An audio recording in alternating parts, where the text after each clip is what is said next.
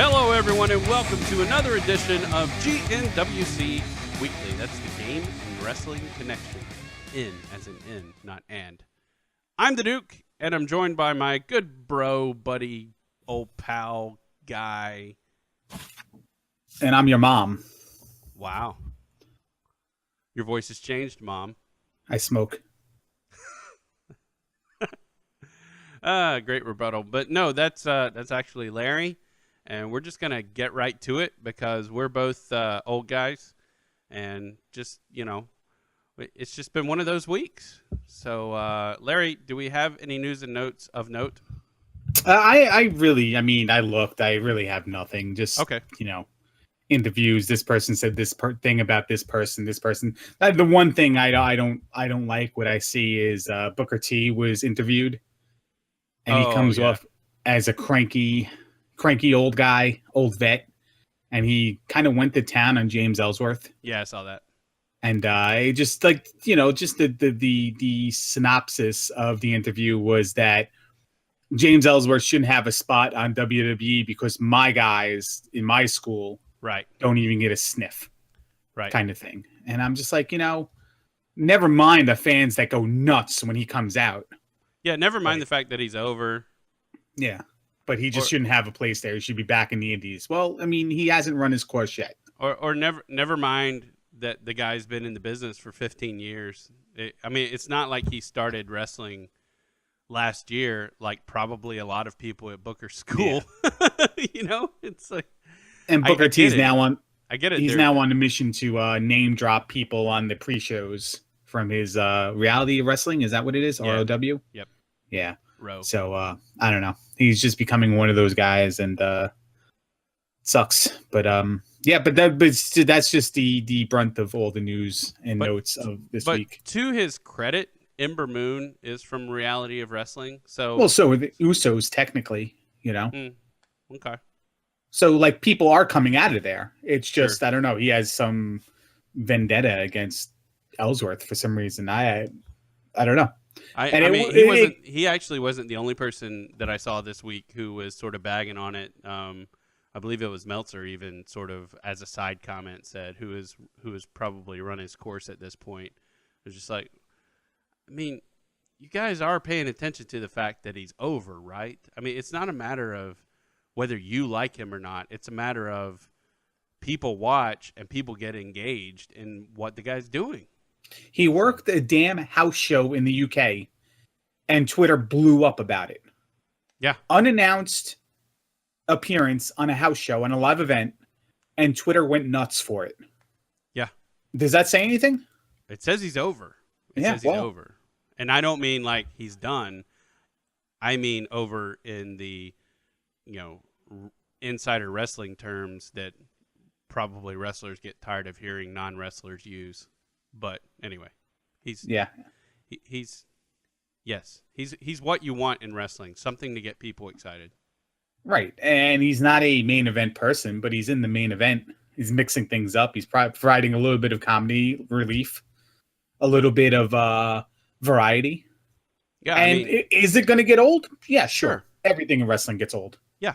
They'll play it out eventually, and then, he'll turn on Ambrose, and it'll be a thing, just fitting the generic template, and then he'll disappear. But then, like, Booker T is like, well, Hornswoggle had a place for 13 years. Well, which side of the argument are you arguing?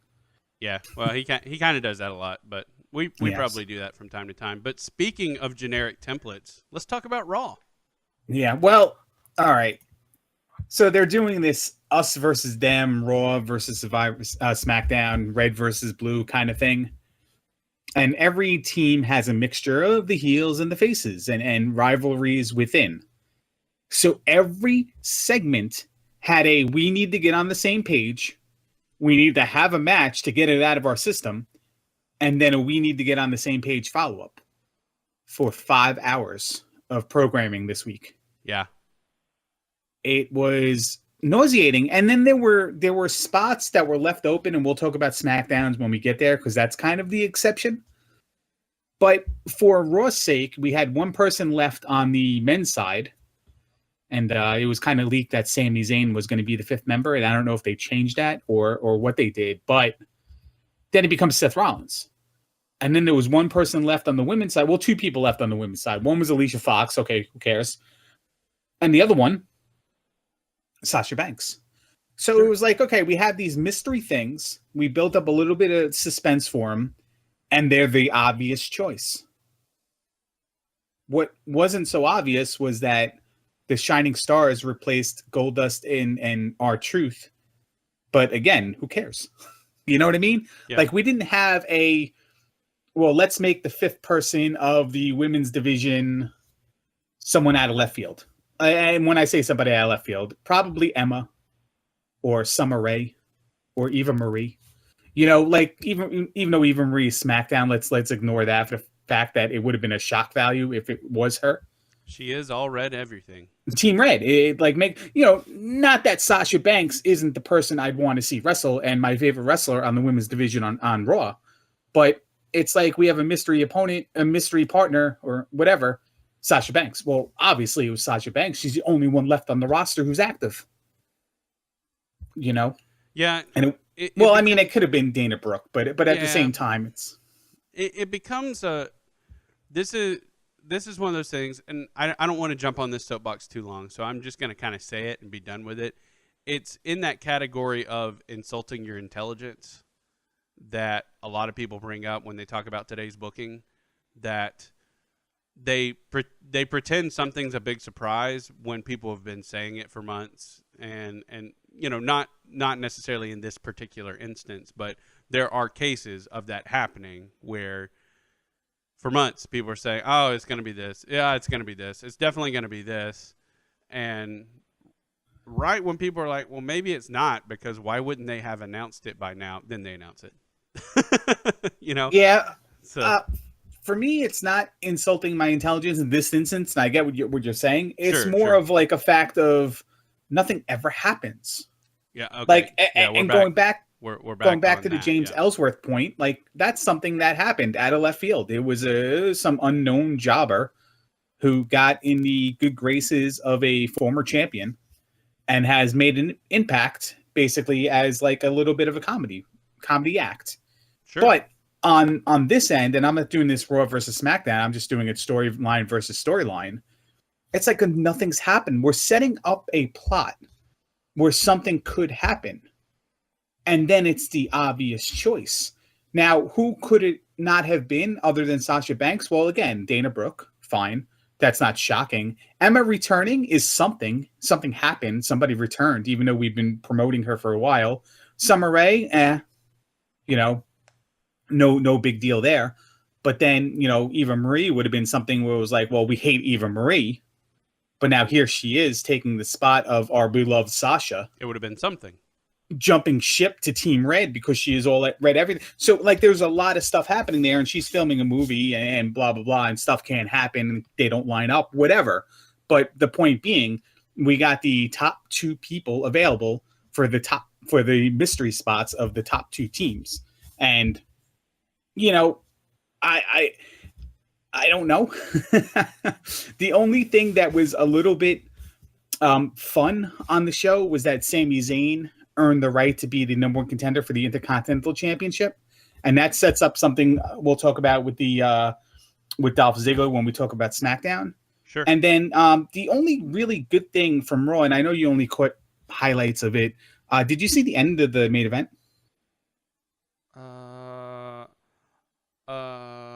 Did I? Rollins pedigreed Chris Jericho. Oh yeah, and he fell. Yeah, that's right. Owens knocked Rollins out of the ring. Owens took a Superman punch and then just flat fell back on Jericho and got the pin. Yeah.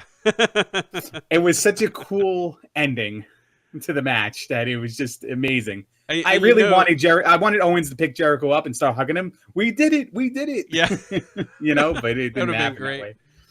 Yeah. Well, and that had to be something where they're like, how can we do this where, like, how can we do this in the booking was Owens pins Jericho, but they're like, how can we do this in a we're not betraying each other sort of way, but it just kind of happens. Or we're not going to screw the fans and just have Jericho lay down at one point and Owens cover him. Right. Exactly. They kind of thought it out. That was actually clever booking it is for all the clever. crap we give Raw side of things Yep. every once in a while. Like they handle that, and they handle everything with Owens and Jericho so well. But I think a lot of that is those two. I mean, Jericho being the wily veteran, and Owens kind of proving that he may not be in necessarily that same class yet, but he's sort of the same mindset where they'll push back on things. And I don't know. It's not like I was there, but you hear things sort of after the fact where it's just like, yeah, we wanted to do something, a little different. We wanted to make it actually fit our characters and blah blah blah blah blah. That fits them. Like that fits everything about them, where they're just somehow, some way, they still don't have heat with each other. Like every time there's a chance that they could have heat with each other, it just gets delayed and delayed and delayed. With the ultimate storyline being, it's all for the greater good. Right, exactly. We are the we Universal are Champion, and we're the Universal Champion. Yeah, we are the Universal Champion, exactly. So it was pretty good, and that's Raw right there. We summed it up pretty quick. The only other thing would be like Rich Swann gets another victory on Kendrick. Yep. And then Noam Dar had his debut in Scotland, but I don't know. Sin Cara. How about news and notes? Sin Cara and Jericho having the fight overseas. And the rumored follow up to that is Sin Cara had to take anger management. And the follow up is he's been banished to SmackDown for the rest of the tour. Oh, really? I didn't know that. He's working SmackDown events for the rest of the tour. Just to separate them? To separate them, I don't know. WWE world, it's considered punishment if you're getting sent from Raw to SmackDown, so I guess that fits the bill. It's just standard operating procedure. They didn't update their employee handbook, I guess, to reflect that they're equal shows now. Right. Yeah, I got you. Whatever. Shall we talk about SmackDown? Yeah, let's do it. All right. So back to Raw and the standard template. Can we talk about SmackDown? Back to Raw. Back to Raw. I know what you're doing. It was just funny. The standard template. We start the show with the main roster of Raw. Yeah. And a main roster of SmackDown for the the main event team for Survivor Series for SmackDown, getting in a heated debate. And fisticuffs, and Baron Corbin walks out, and then Shane McMahon stops everything. Shane McMahon then goes to remove Baron Corbin from the team. No, what happened? Baron Corbin got healed out by Kalisto, and Baron Corbin's now hurt and not fit to compete. So who is the final member of Team SmackDown? And let's keep in mind the template for Raw, where it was always the obvious choice. So obvious choices here. I don't know. The Miz. Yeah. John Cena. Sure. Yeah, John Cena, the most obvious choice, yeah. Well, The Miz, just because they set it up in a prior segment with having nothing to do with Survivor Series, with sure. And in talking to whoever. Shane McMahon? Not the obvious choice, for sure. How do we feel about that? Because I'm mixed. I'm mixed because, and it I should think be one of the boys, but then again, it's interesting. It is interesting and it's different, and it's sort of like taking the bull by the horns of, yeah, I really want to stick it to these guys. I want to show Stephanie that I'll actually step in the ring. I'll put myself on the line for this. And it's a hero goat situation. Remember Vince McMahon's initial comments prior to the brand split, where it's like, you gotta show me, you want it, or whatever it was. You gotta fight to the death, or whatever his comment was. Yeah. Well, now he's in that hero or goat situation, the first ever Raw versus SmackDown thing, that's going to probably be tied 1-1 leading up to this main event. And now Shane McMahon is either hero because he's won it for SmackDown, or the GOAT because he lost it for SmackDown. So that sets up future storylines. That's also the negative of it too, because now you kind of know it's coming down to Shane McMahon. Well, whether it's maybe. in a So winner or loss. Well, maybe, but there's a spinoff on this. So there's still one more week, right? We've still got the go home. And the go home for SmackDown just so happens to be SmackDown 900, where we're going to have all these special things happen, including the return of The Undertaker. What if Shane was just a 1 week proxy for The Undertaker to be like, listen, I beat you in Hell in a Cell. There's no reason you should be representing this team. I'll represent Team SmackDown. And SmackDown gets Taker. And then that changes the dynamic of the match beyond what anyone would imagine, I would say. It's a thing. It's a thing. It's a thought. It's a thing, and it certainly is viable. I mean, and that could, think of all the people that could set up for Taker, where you have something happen in the match that sets up his WrestleMania match. Either on his side or against him. Exactly. Yeah, either way, right? So it seems something needs to happen for him to return. I get that it's SmackDown 900 and Taker was one of the, the pivotal or the, the top dogs of SmackDown during different times or whatever. And I guess during the last split, right? It was kind of he and Cena and a couple other guys that and Orton. He was the main guy whenever Teddy Long wanted somebody to go one-on-one somebody. He was either Randy Orton or The Undertaker. Yeah. Maybe we get a Teddy Long appearance, but I don't know. It's worth it to consider and think of all the guys on the Raw side who haven't had that match. And maybe he finally, it may not be his last match, but maybe it would lead to his last match being with someone like Kevin Owens, or maybe he wants to go out with a veteran in Chris Jericho, or maybe Seth Rollins, or you know what I'm saying? It like there's all these what ifs with him. Or let's not get our hopes up and it's Goldberg or it's Brock Lesnar again. Fair enough. But I'm Cena just saying, is still a possibility. He's never Cena's wrestled a possibility. Cena. Yeah. Right. That's true. So which is fine. I'm okay with that. Like I'm not going to appreciate the Undertaker match at WrestleMania if there is one, and probably will be. I'm not going to appreciate it like a normal wrestling match, but I would actually appreciate it if it was Cena more than it was Owens. Let's say, even though Owens could use that victory. Sure. I think just nostalgia and the feels, just Cena.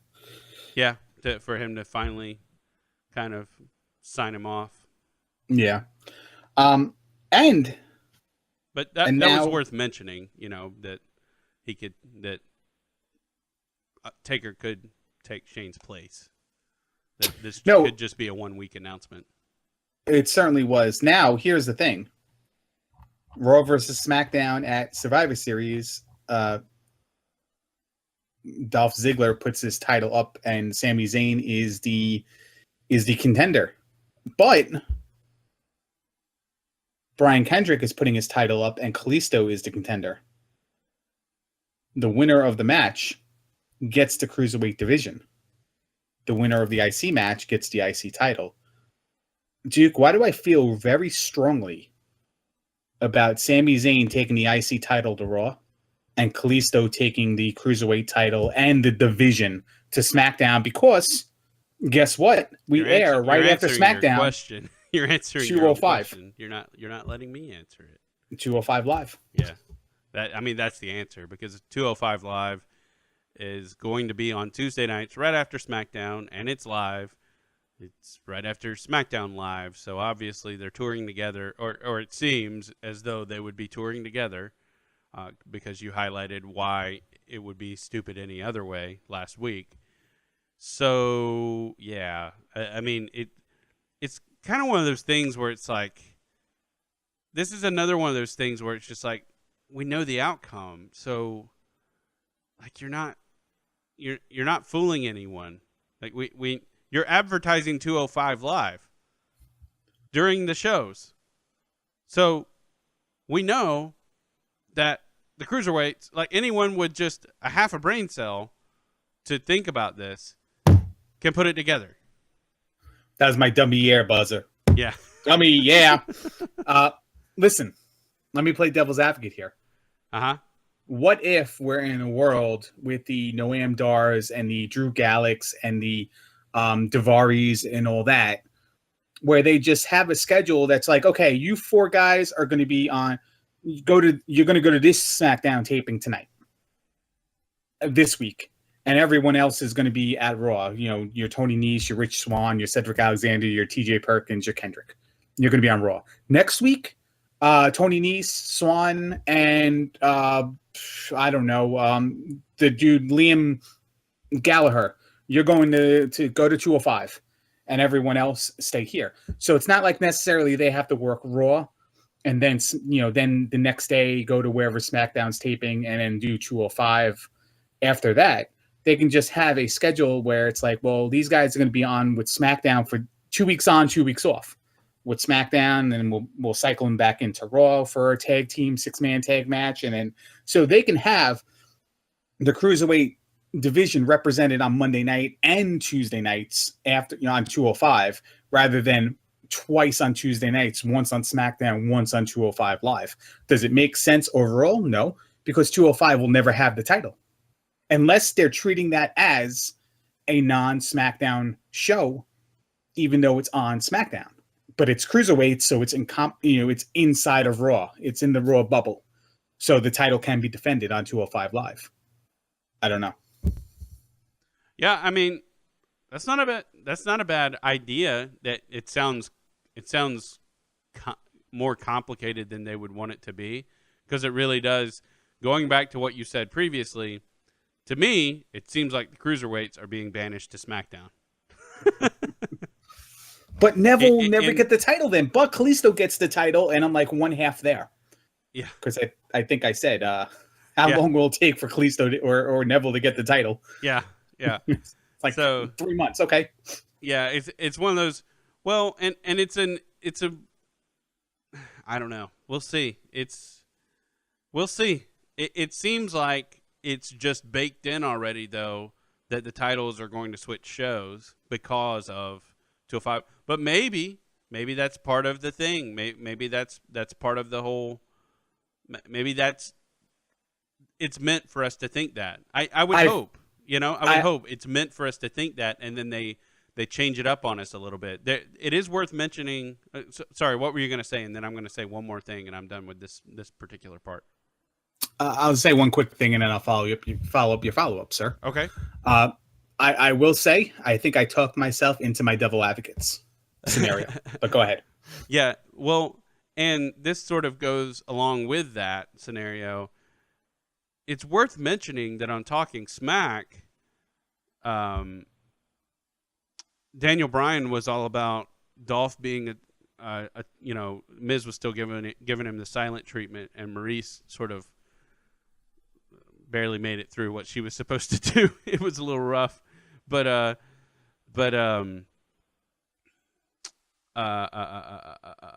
Daniel Bryan talked about Ziggler being a fighting champion, and how he welcomed another person that if they were to win and be a fighting champion, he would have no problem with it. And he mentioned Cesaro, and then I think he forgot that it had already been announced that it was going to be Sami Zayn, and so he was sort of in teaser mode at first, and then he's like, or Sami Zayn's going to be, in the match or whatever. But he sort of planted the seed that maybe the title stays right where it is, but someone comes over. He planted that seed, which I thought was interesting, because it's not like Sami Zayn has anything else to do on Raw. No, I think that seed's always been there, though, with the Cesaro tweets after the draft and the Miz thing after yelling at Daniel Bryan about. And even Sammy was a little disgruntled about not being on SmackDown. He was one of the people that sort of called his shot beforehand, and then was just like, huh. And then SmackDown got Jack Swagger. So there's always been the seed of people changing companies, changing roles. It's always there, and they always have it on your mind. I believe after major events, not that we're guaranteed for something to happen, but something could happen as a result. Our only bet so far is that we're risking Intercontinental and Cruiserweight championships, and that's probably maybe it. But maybe they'll have because Shane and Daniel Bryan are going to be on Raw. Let's not forget that announcement. So I feel like there's going to be some sort of ultimatum. Whoever wins the series of the 3 Survivor Series matches, somebody's going to have to give up something, do something. The other team could take 2 members of the other person's roster or something like that. That would probably be the only thing that could be done. So back on the whole, I talked myself into it. Let's assume for a second it happens. Sami Zayn brings the IC title over to Raw. Okay. Now, but then Kalisto brings the Cruiserweight title over to SmackDown, but then gets the whole Cruiserweight division, including so Brian there's no Kendrick. problem for contenders. We have a problem for contenders for the Universal title and the US title right now. Sure. What happens when they get the IC title? Yeah, that's true. Like, what are Who's they going to wrestling do for it? Yeah. Yeah, that's true. I mean, you already have Cesaro and Sheamus together, so you're going to break that up already? Well, you do already have but this is like one person. You already have the seed planted for Braun Strowman and Sami Zayn. Right, and you have Jericho somewhere in the line, but you're having such a problem with everything that you're putting your champion against your US champion at your next brand pay-per-view. So you can't even field 2 championship matches at that point. But again, if Sammy does bring over the title, it's him versus Strowman. But then after that, what are you going to do? Well, winner of that fights for the championship, and Rusev fights for the IC. It's worth mentioning call-ups at this point. You could have, I suspect Joe will not take the title back at TakeOver, and we need him on the main roster now more than ever. Especially, but we want face Joe to go after AJ Styles. Absolutely. Well, yeah, eventually, but Monster Joe is sorely needed.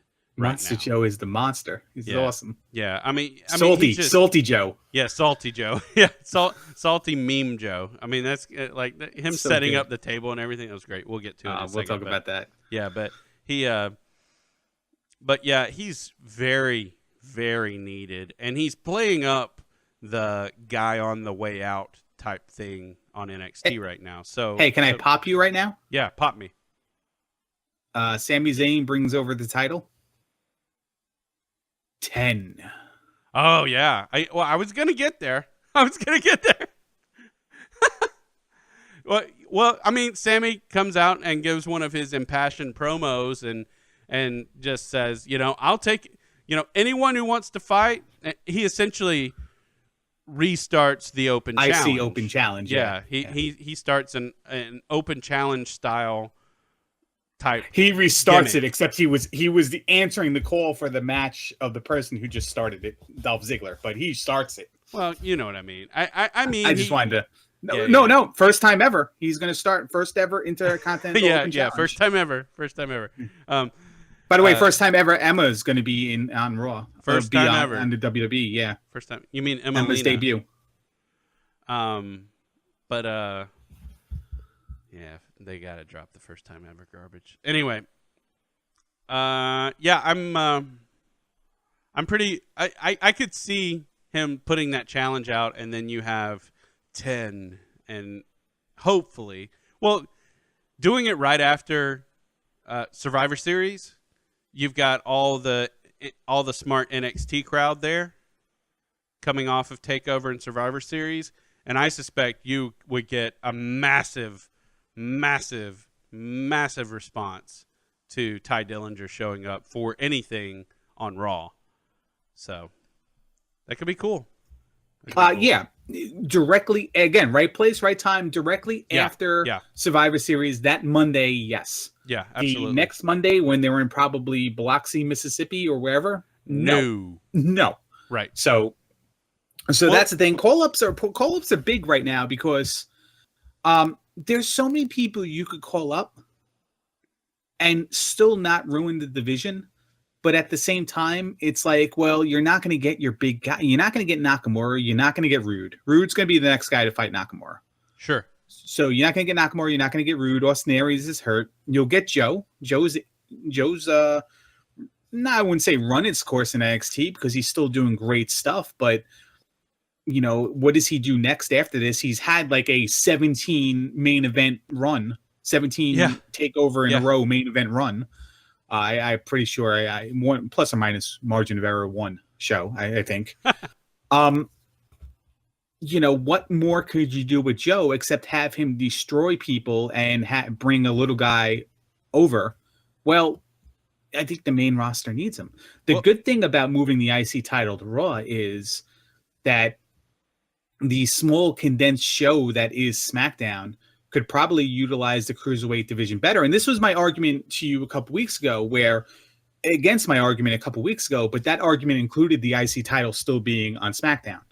Sure. Take away the IC title, put it back on Raw, and now you're elevating Cruz and Corbin to potential main event status. Probably not, but they're there. You have to though. I mean, right? They'll have to be in the mix somewhere. That has to be where they move to because there's really no mid card title at that point. But it's not like. So I want to take something you just said and relate it to SmackDown. You were talking about where does Joe go and so on and so forth. Where does he come from? Where does he go? Where does he come from? Where does he come from? Salty Samoa Joe. I like it. We should make that song and put it on our channel. Maybe I'm pretty sure I said it 25 times on Twitch this week. Maybe memes will get our channel over with people. Maybe make it happen. You're the social media guy. I'm the meme generator. But anyway, Joe maybe is a better fit for SmackDown. I would say, but where was I going? Oh, so was Finn Balor. Well, yeah, but that worked.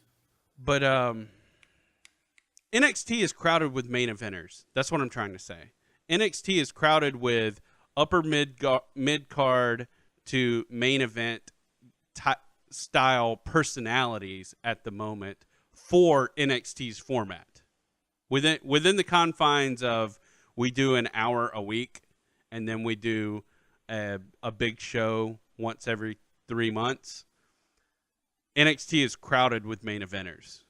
If you start just naming off everybody, like you started naming off people a while ago, and you were saying, what does Joe do after this? Well, I mean, nothing. It just, like, there's no mid card, so he just needs to move on. It just makes sense for him to move on. So it makes sense for him to move somewhere. He walks out on Regal and walks right into Vince's door. Fair enough.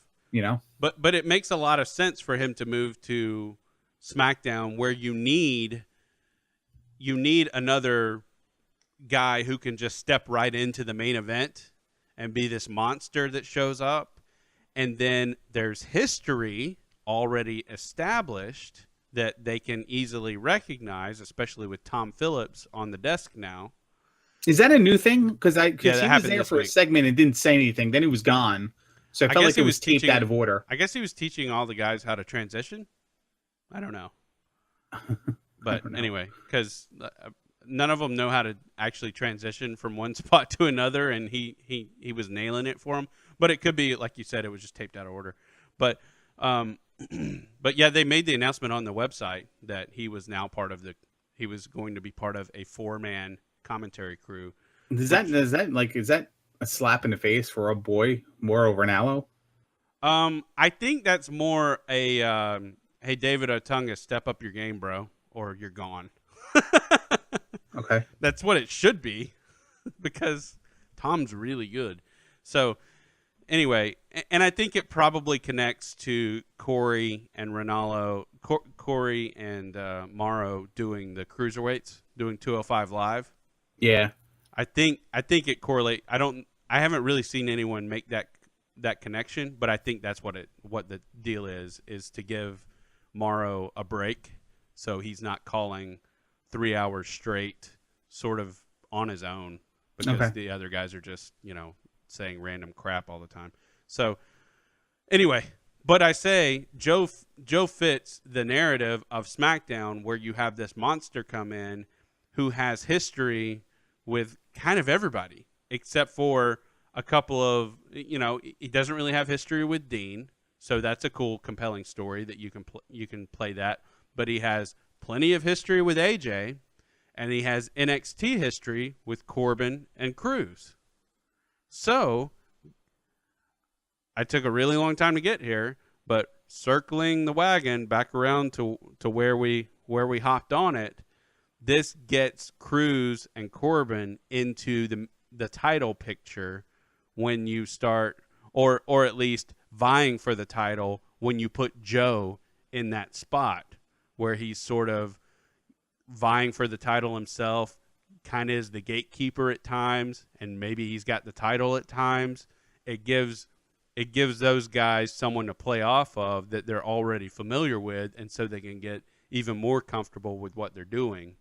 And yeah, I think just the timing of it is unbelievably impeccable. So I think with 3 titles on Raw and not enough people to facilitate 2 titles, I think that if there are call-ups, that Raw should get them all. You think they should get them all? And then, yeah. Okay. Well, because here's the thing, and we'll get to the women in a second because I really want to say something on this, and we did Raw really quick, so we have the time. When it comes to the heavyweight title or the WWE Championship on SmackDown, there aren't many people for it right now. So lose the Intercontinental title, and like we said, Corbin and Apollo Crews become viable. Kurt Hawkins maybe not, but at the same time, he's got to win. He's got to win. Yeah, he's got to win. But at the same time, he actually looked like a serious contender this week. It looked like a real match, even though it was short. Anyway, we could have this title be something that's represented and defended every week. Treat it like a TV title, where like we're not doing the one long play storyline leading up to the live event pay-per-view. We are actually defending this title, and Corbin gets a shot, Jack Swagger gets a shot one week, and we can intermix the flavor of the month storyline involved in those matches, where if it is Dean Ambrose, let's say, having the title and defending it against Apollo Crews in a sportsmanship match, that all of a sudden the Wyatt family gets involved, stuff like that. But I think to make the division work with just one heavyweight title and no mid-card, you got to have these quote-unquote mid-carders on the roster interact with these main eventers and have feuds with the main eventers. So Dean Ambrose loses against AJ Styles. What's wrong with Ambrose versus Corbin? Nothing at all. Right. What's wrong with AJ versus Apollo Crews? Nothing at all. For 1 month. No, right, for great. 1 month. Yeah, it's great. And then like the Wyatt family interjects themselves, and now AJ Styles maybe flip-flops because there's a lack of heels, I guess. And so heel, salty Samoa Joe would work on SmackDown, but you don't need many because one's your champion. So you just need faces right at this point to contend against them. Sure. But then you have the Wyatt family, who are supposed to be the ultimate heels. Sure. So why bring in another heel to or trump your essentially anarchy? But yeah. To trump your ultimate heel, and then it's a situation where we brought Samoa Joe in, but there's no title for him because it's going to be the Wyatts versus whoever for the first X months of 2017. Joe doesn't have a place. Bring him over and on Raw. Now Joe can fight Reigns for the U.S. title. Joe can fight a good guy. Joe could fight at Owens for the heavyweight title. Joe can fight Sami Zayn for the IC title. Like, there's a lot of spots you can plug him in on Raw. There's one spot you can plug him in on SmackDown, and I don't think it has to do with the title. You make a good point. Yeah, I like it. Can I make my good point about the women? Yeah, go. So we're building this SmackDown women's division up to be this ultimate anybody can beat anybody sort of thing. So there's no there's no rankings, there's no standings. Becky Lynch has the championship. So what happens? Becky Lynch wins the championships, but retains it. But Alexa Bliss's foot is on the rope. What does that do for the division for me? Like, why did they protect Alexa Bliss? Why are they protecting every woman out there with this 50-50 booking of anybody can win at any time? If they're not going to have a champion, Just be the champion. Be dominant. What's the storyline where Becky wins, but she didn't really win because Alexa puts her foot on the rope? What does that do for me, Duke? I don't know, but besides the finish, I thought the match was great. Right, but ultimately, the end of a wrestling though. story, you get to the finish, and that just invalidates everything before. Want to talk about insulting your intelligence? How about let's talk about wasting my time? Fair enough. Get invested for 10 minutes and then have the main event be in the middle of the show, but that's not a thing that I'm mad about, by the way. That happened all the time. It happened in the 80s in MSG. Thank you. Okay. I was gonna just real quick, I was gonna back you up and say, okay, can you put that out of your mind for just a second? Because I wanna ask you, what is the main event? And let's just I know you just said what you said, but just tell me, to you, what is the main event of a show? The main event is any show. One marquee matchup that's more important than anything else. So does not have to be last. Right. Placement doesn't matter. And it's would you say that it's typically a match that's the most promoted ahead of time? Most promoted ahead of time, the most prestigious match on the card. It was the match for the women's championship. There was no other championship matches on the card. There was no other title match. This was planned, it was announced 2 to 3 weeks ago, and they've talked about it ever since. I mean, holy cow. I mean, like, how much more main event can it be? And I see so many people like, oh, it has to be last. It's just like, so the heyday of wrestling was Hulk Hogan, pretty much, right? I mean, listen, I've seen Bob Backlund championship matches in the middle of the card. Yeah, but I mean, people will argue that it was the Attitude Era, but wrestling was never as hot. Hogan in the 80s. Yeah. Attitude Era had more people around it and watching it, but Hogan in the 80s blew wrestling up. Yeah, exactly. From nothing to it made it a pop culture phenomenon when it was just this thing that came on Saturday mornings before. Yeah, wrestling was around for the Attitude Era. It just was popular during the Attitude Era. Right. Wrestling really wasn't around. It was around, but it really wasn't around until Hulk Hogan hit the thing, and then it was in magazines, on TV shows, talk shows, MTV, guys everything. Getting in movies and everything. Yeah, not just Hogan. People all over the place getting movie deals and so on and so forth because of the King Kong Bundy was in a movie with Richard Pryor called Moving. Sure. And then, so in that time, like you said, the main event wasn't always at the end. Hogan had to make towns, so Hogan would do the main event, and he'd walk out of the arena and get in the car and head toward the next round because you needed your marquee guy rested for the next night. So, anyway, I just wanted to harp on that. That was one soapbox I wanted to make sure I stood on this week because it's like, come on. Triple main event, I don't buy into. Yeah, fair enough. Main event on a pay-per-view not being the last match, I don't buy into. Okay. But, in this day and age, because why would I buy a pay-per-view if I'm watching the main event in the middle? If I'm going to an MSG show and Hogan wrestles second, well, I'm there to watch Hogan, but I also bought a ticket, so I'm going to watch everything else. I'm not paying for it on TV. You know what I mean? Sure. So it's a little bit different. But I also don't feel like they really validate Becky Lynch as a champion when they have her beat the contender for the title, where the contender puts a foot on the ropes and is protected by that finish. Because you have Naomi beating Natalya. You have Nikki Bella beating Carmella. You have Naomi beating Alexa Bliss. Like, why does Naomi get the clean win on Alexa Bliss, but your champion doesn't? I can't answer that. I don't know. I guess it's supposed to breed this. Hey, that means she's still in the hunt. That means she's still in the fight. Well, then why didn't she heal out? You know what? Why didn't she cost herself the match or something? Why didn't she walk out on the match or whatever? Like why didn't I don't know. Like there's so many. Why didn't you do it a different way? And I hate the armchair quarterback, but man, it's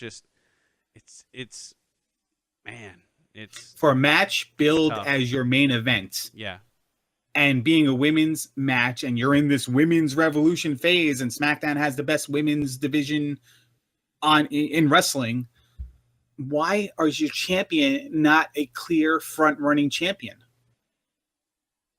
Yeah, I well, don't get especially it. coming off something that wasn't an angle, but something you've sort of like, and you haven't really talked about it that much. But Becky coming off of a hospitalization, like, why not have her as strong as possible coming off of that to look like, yeah, okay, this is our champ. This is our champ. I'm gonna go back to the whole Alexa lost to Naomi. Yeah. But now Becky can't beat Alexa. So what does that mean? That means Naomi can beat Becky. So we're in this never-ending cycle of every woman can beat every woman. Like this whole like paradigm shift of like, like some sort of MMO where, this type of class of monster is weak to this class of monster, is weak to this, you know what I mean? It's like this big circle. Yeah, I get you. And it's just, well, like, what's the payoff here? Like, I continuously watch SmackDown's women division being, we're going to have a match, and then this person's going to win this week, and we're going to have a match next week, and this person's going to go over this week, and we're going to have a match the week after that. Like, it's a never ending revolving door of who wins, who loses, who wrestles, who wins, who loses. And there's no like consecutive win streak counter. Even when your champion gets the win, it's not even a clean win. Yeah, even though that person lost a clean match to somebody else on another show. Yeah, it's so weird because you have sort of this weird merry-go-round of chaos on SmackDown's women's division, and then on the Raw women's division, it's just this seesaw of Sasha has the title. Now Charlotte has the title. Now Sasha has it again. Now Charlotte has it again. Now Sasha has it again. Now Charlotte has it again. And that's fine, but it's like it's these two extremes that are both kind of negative.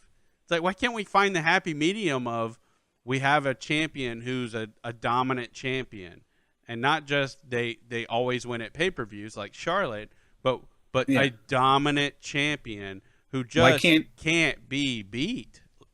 Like everybody Asuka. else in the division can beat anybody else at any given time, but nobody is getting to Becky Lynch. Becky Lynch is your champion through and through. No question marks about it. Now we have a question mark. Right. Becky Lynch should have held this title until WrestleMania. Yeah. Really. With no losses, no to give questions asked. To give it prestige. And again, I'm going to repeat myself, but especially coming off of what happened with her personally, whatever happened with the hospitalization, especially with that, I don't get why you don't come off of that strong. Why you don't come off of that as, hey, she was just in the hospital 2 weeks ago and she still beat. You want an overcomer story in wrestling all the time. Why not the girl that was in the hospital 2 weeks ago comes out, puts on a great match, and wins convincingly? Why not that? I'm still sticking to my guns here and saying the person who beats Becky Lynch for the title is not on the roster right now. And I said this initially too. Whether it's somebody who's going to come over from Raw and win it from her eventually, or whether it's somebody who's going to get called up from NXT like Asuka, or whether it's someone who's not even on the roster yet, somebody from parts unknown, from another company, from years past, or whatever. They're not on the roster yet, and that's it would really shake up the division. It would really shake up the women of WWE as a whole if Ember Moon just jumped the line and was on SmackDown all of a sudden. I know that's not going to happen because they need her on NXT. Her. Yeah, they need her really, really badly on NXT. Yeah. But I know it's not going to happen. But if it were something. Maybe not her, but like you're saying, someone that we don't even know about right now all of a sudden shows up and is like they hot shot her straight to SmackDown. We don't even see her in NXT or something like that. Or for some reason it's like Lita gets in shape. I don't know what her fitness condition is, and it's Lita versus Becky Lynch at WrestleMania. I don't think Lita. I don't think she's cleared to actually have matches. I think that's why. Yeah, I think that's why every time she's shown up since, like, she's done a couple of moves, but it's been a couple of moves. Yeah, But I'm just saying, No, I get in what this you're scenario. saying. Well, by the way, Becky Lynch is probably going to lose the title in like 2 events and never make it to WrestleMania. The way things are going in this division, everybody can win at any time. But in my mind, she's this strong champion until WrestleMania, and then like Asuka, they have to bring somebody else outside the division to be at her level. And WrestleMania stage, at that point in time, it could be pretty much anybody. But I can't think of anybody who's a huge name who would be able to challenge her unless it was like a Sasha Banks or somebody coming over from Raw to do it. Actually, I've got an idea. What's that? What about hang on. Talk real quick. Let me look her up. Taryn Terrell. Gail Kim? Probably Gail Kim. What about Shayna Baszler? Who? The MMA, like one of the actual 4 horsewomen. I'm not. I'm totally not into that. The whole Ronda Rousey becoming a wrestler or MMA crossover. I am totally not into that. Especially the way that that community treats wrestlers who cross over or try to cross over. Fair enough. I am totally not aboard. Like I would pretty much instant hate on Colin McGregor if he became a wrestler and stuff like that. It's just not. I'm not into it. It doesn't mean that millions of people wouldn't be into it. So if you're just talking to me right now, then sure. I don't want anybody fighting Becky Lynch from the MMA crowd. But I'm sure that it's money and it's something that would be done and will be done. And I don't know. I dread the day. I hated when it was like, Ken Shamrock or Dan Severn or Tank Abbott doing it for WCW. Like I really hated it back then because I was a pure Steve Blackman kind of guy and that guy was legit. But other than that, you're welcome. You got it in this time. You're welcome. It's worth one in a row. Have to talk about streaks. 1 in a row. 1 in a row. He's 1-0, everybody. It's worth noting that Shayna has actually she's won a wrestling title at this point. So well, I mean, listen. She's working. No, I'm just saying she's working. There'd be a transition and an easy transition for these people to come over. Yeah. And do their thing. And if they have enough of a following, yeah, sure. They have their eyes set on Ronda Rousey. Ronda Rousey's going to retire. Ronda Rousey, these people are going to make bank in WWE, depending on who they are. Ronda Rousey, especially, for obvious reasons. So, like, that's what am I going to do life after MMA? Well, I'll become a wrestler. Well, okay, here you go. Here's a contract. It's going to happen. And that's the same reason why I don't like it, because it's also taking jobs away from the people who are reality wrestling people, Booker T's people. You know what I mean? But again, on the entertainment side of things, the money side of things, the fandom side of things, I totally get it. It just doesn't mean I'm personally going to like it. That's all I'm speaking of right now. Yeah. And I'll fight you if you mention it again. # fight me. IRL, Duke. It's also worth noting that Shayna is the one who helped Nikki come up with her variant of the TKO. Yeah, there's going to be the crossover with those people. It's already been planted. Anytime they're in the audience, they get a front row seat. They get mentioned on TV. It's there and it's going to happen. And I don't know if, but we're talking in fantasy booking situations, so it's not really even worth mentioning who Becky's going to fight at WrestleMania because it's probably going to be Nikki Bella. And that's if Becky even has the title at that point to even have a match at WrestleMania. Fair enough. You know what I mean? But yeah. So I think the whole gist of things is that I kind of would like to see the IC title go over to Raw and the Cruiserweight title come over to SmackDown. It would probably be logistically easier for them. But Raw is going to need an ample amount of people if that happens. So all right. So IC title goes to Raw. Cruiserweight title comes to SmackDown. I gotta sidetrack you. Sorry. What's that? Quick error correction. It wasn't the TKO. It was the submission that Becky did to Natalya. That what everyone was calling an STF. but she actually locked the leg and everything like that. That was Nikki. actually, yeah. What Yeah, Nikki I did to thought you said Natalia. Becky. Yeah. Oh, I may have said Becky, but what So Nikki did to Natalia that everyone was calling an STF, but she actually locked in the leg too. That was she actually, had to learn was that from an MMA person and not her boyfriend. yeah. Okay, all right, it makes sense.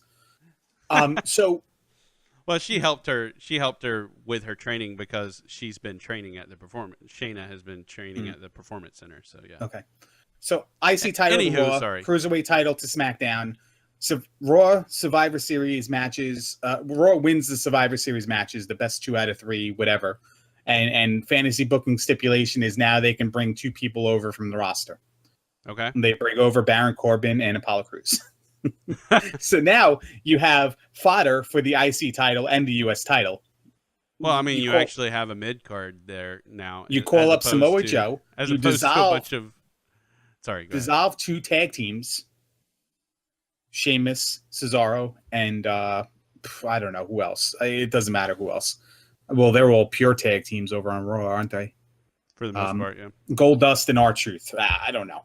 And then you can have additional matches for, you can even have matches on main event. I don't even know how those shows go anymore because I don't even watch them because they've basically told me that those shows don't matter.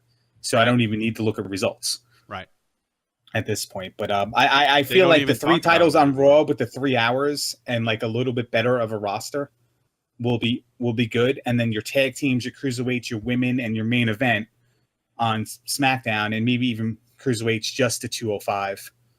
I don't know, but I feel like that work. I feel like that makes both shows better in the end. Yeah, balances them. I want to talk about balance. How about that table Samoa Joe set up? I know. It was a good table. It was a good table. Salty Joe, right? Where'd you come from? Where'd you go? Where'd you come from, Salty Samoa Joe? You're welcome. I like it. let's do a line dance to it. That's right. It was a line dance thing too, right? Oh, it still is down here. Oh my God, down there. Don't go down there. By the way, so we talked about call-ups from NXT to Raw or SmackDown or blah, blah, blah, whatever. We've also seen TV tapings 2 weeks in a row from other places. Now, it was just for the Dusty Road tournament, but Duke, I have a feeling that this is now a new sign of things to come and that NXT is going to be on the road more, tape more shows and be more up to date than just like monthly tapings or every 3-week, 4-week tapings in Full Sail. Which I dig. I dig it too, but it's becoming the hipster thing now where like now it's like getting big. Like ECW is now crossing the Mississippi big.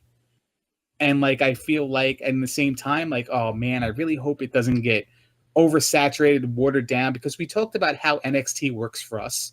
We don't get the same matches and same feuds over and over and over again, with the exception of Joe and Balor. But that was really only 3-4 matches, and we only were able to see 3 of them. I worry about that.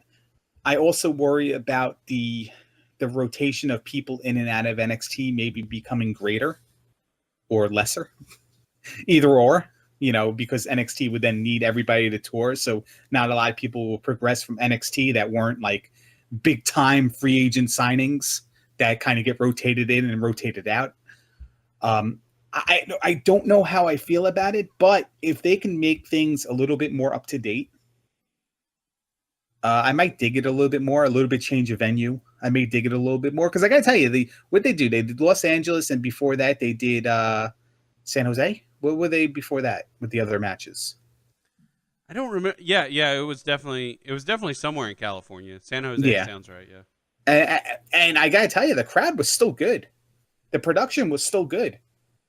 I really enjoyed it. In fact, I think the production was less studio-like, so I enjoyed it more. If that even makes sense. It felt more live. Yeah. Yeah. So I don't know. Well, counterpoint to the whole, maybe it's not as fresh, or we don't see the matchups necessarily the same way. The counterpoint to that is NXT is still just an hour a week. It's not a 2 hour show. It's not a 3 hour show. It's a show. No, sorry. It's just a 1 hour show. So there's still only so much content you can fit in the actual show every week. So essentially, they could do the same matches 4 times in a week, but we only see, but the way it's cut up, or what they use from the main show for that week is completely different this week than what it is. I kind of said that wrong. They could do the same thing. They could do the same show for their main taping show 3 weeks in a row, and we don't necessarily see the same show on NXT TV. That's what I'm trying to say. Because it could be a 2-3 hour show or 2.5 hour show, and you condense that, you take out hour pieces of it, or really 40-minute pieces of it, and you've still got 3 shows worth, even though, the people sitting there watched it for 2.5 hours.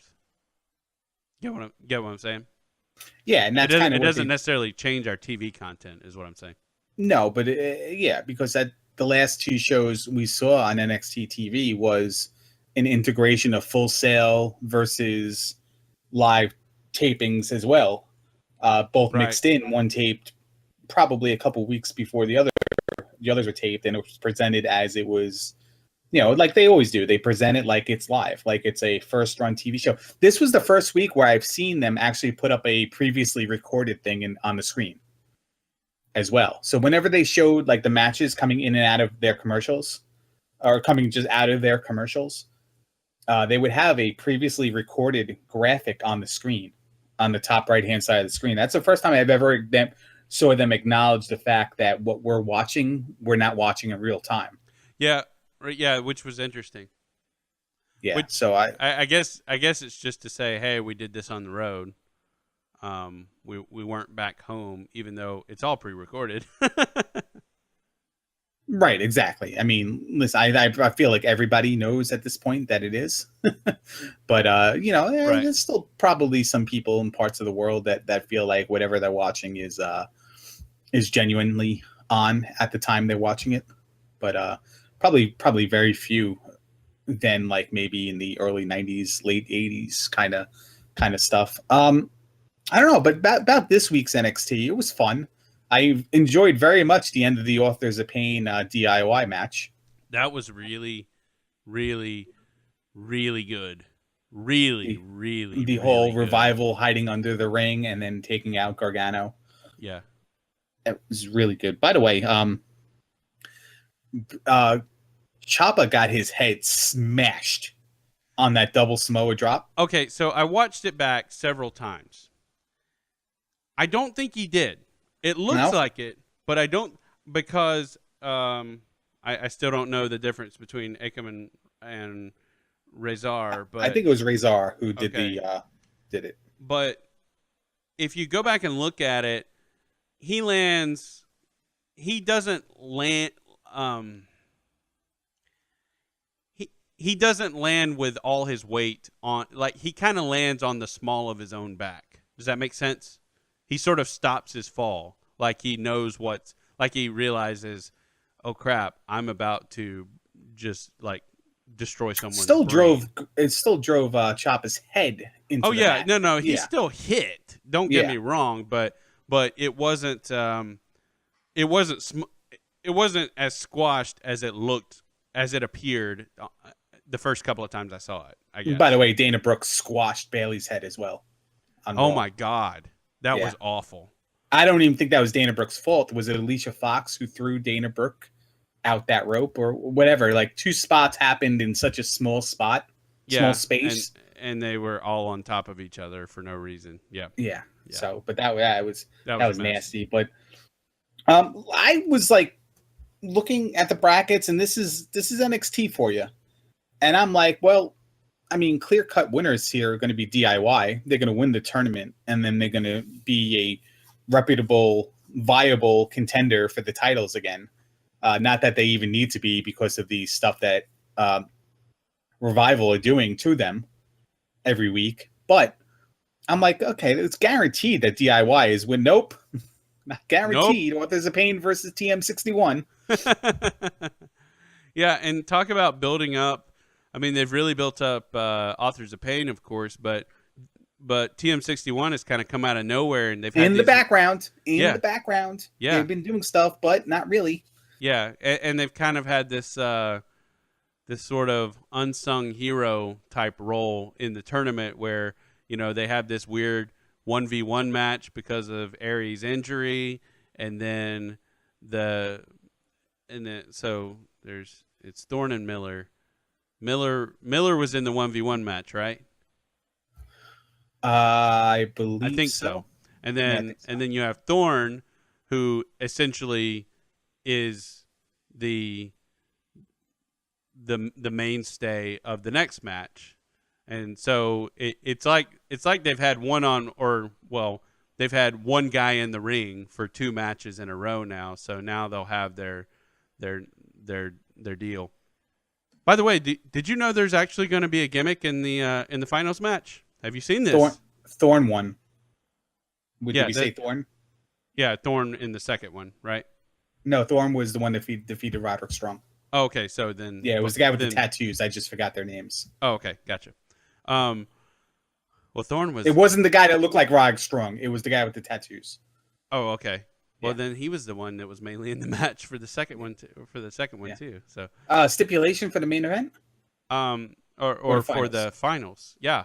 No, I didn't know that. Yeah, so there was this funny picture going around, and it was like, is this for real? Is this like, what is this?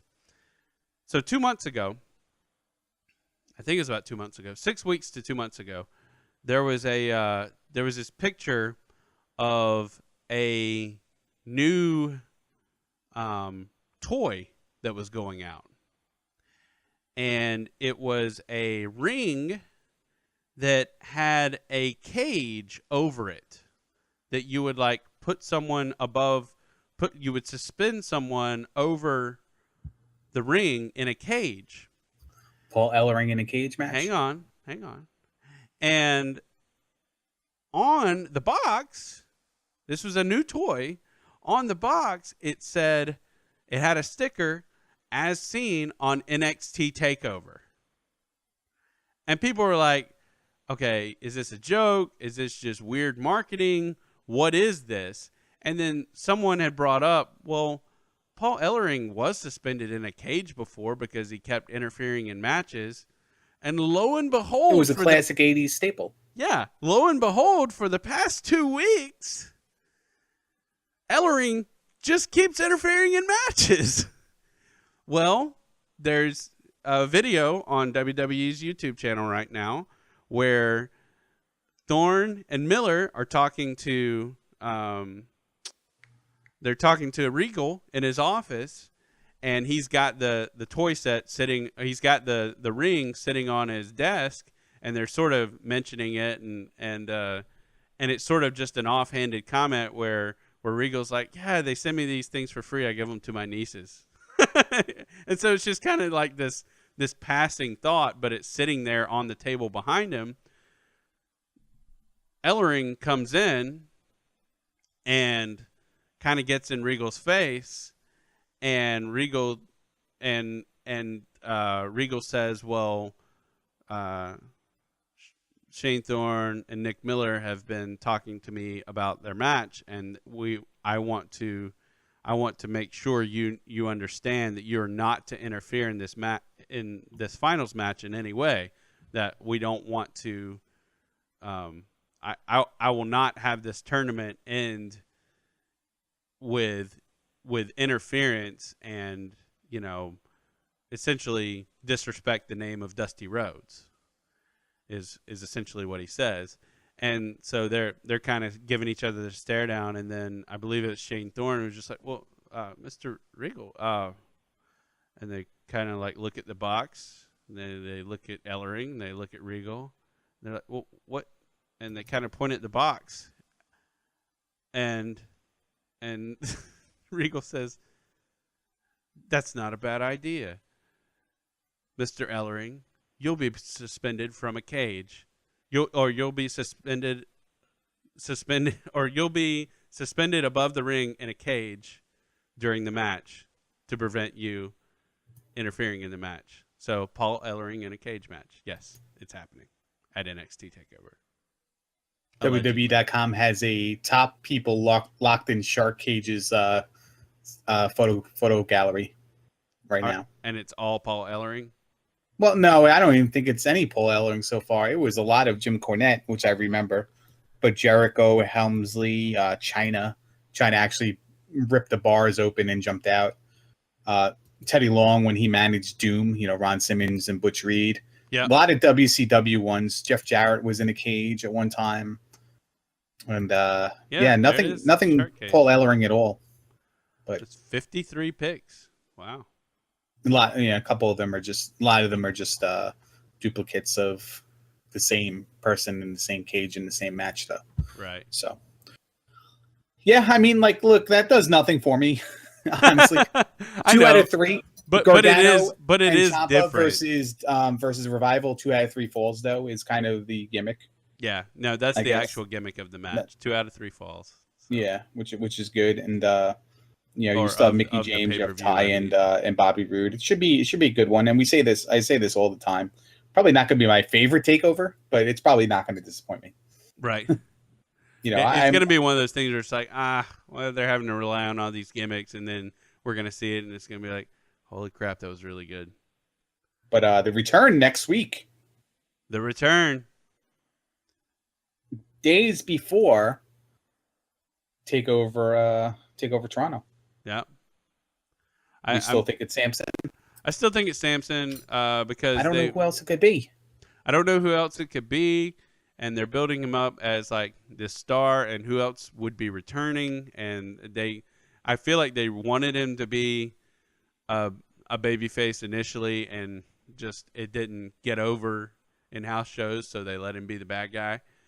And then it's, speaking of social media, since we were talking about that YouTube video where I just droned on and on and on about it, and I won't do that this time, when they did the NXT mannequins video, which is fantastic, by the way. If you haven't seen that video, check it out. I saw it. Yeah. I just mean everyone who's listening, Larry. All those people. It's not that good. Like that guy over there. The camera was terrible on it. Like, they could have really made that a little bit better. Yeah, the camera was weird. I didn't understand all the weird excessive zoom. Like, it kind of felt like the Raw camera where it's just like shaky cam and weirdness. Anyway, but who's the very first person in that video? Tyler Breeze. Elias Sampson. He is standing there with his guitar over his shoulder at the very beginning of the. I don't think he's coming back babyface. I think he's coming back to disappoint people. That's why the whole return thing. He'll come out and everyone will maybe. Boo. And No Way Jose needs somebody. I think. And Almas has Alexander, but No Way Jose. And even if you want to say like Rich Swann by proxy, if he's going to be part of the NXT, part of every show ever. He's still there. I heels Bobby Roode. Also, you lost Austin Aries, so that's why another reason why I think Samson could probably come in. Listen, everyone's expecting a return. The lights went out. We're expecting this big person. What better way to piss people off than the big person being a guy playing the guitar that no one liked to begin with? He just starts playing a guitar and starts singing his weird folk songs on his way out to the ring. You don't know what he's talking about. And instant heat upon heat because people wanted to see somebody better. Yep. Because the return could have meant, listen, let's go back in the Wayback Machine when the return. Who could be the return? Well, let's say Seth Rollins was a champion. Finn Balor, Bo Dallas, Big E, Sami Zayn, Kevin Owens. If they return, the place goes nuts. We don't want the place to go nuts. Yeah. Who else could return? Tyler Breeze, because he's not really doing all too much. No, maybe not. The Vaudevillains, no. A lot of these people would come back to a warm, receptive welcome, even if they played the other side of the fence elsewhere on SmackDown or Raw. Throw out Elias Sampson, they drown him out with booze. Heat. And then No Way Jose's music hits. And Yeah. all of a sudden it's like, well, we heard the bad music, now we're hearing the good music and the good dancing. And then No Way Jose takes gets his skull cracked with a guitar. Well, let's hope he doesn't actually get his skull cracked. And you need it because that's going to be the heat generator. Pieces go shattered. We'll even pour baby powder in the guitar, so when we hit the guitar over No Way Jose's head, it has that baby powder effect. This is some Jeff Jarrett booking. And it looks like the thing explodes. By the way, every time I see No Way Jose, and that's my end of my booking right there, but just bring him back. Place goes nuts. Bring out Jose. Place pops. Every time I see No Way Jose, I can't help but think of Bobby Roode walking past him and going, "What's wrong with your head?" Which was the funniest comment I think I've ever heard in a backstage interview in my life. It was so good. That's pretty great. What's wrong with your head? What's wrong with your head? So good. But I'm on board with you with Samson, and all credit to you because I didn't think about it initially. My mind wandered to the positive part of the return, and not the let's piss people off part of the return. Yeah, but then again, hey, like, Steve Cutler.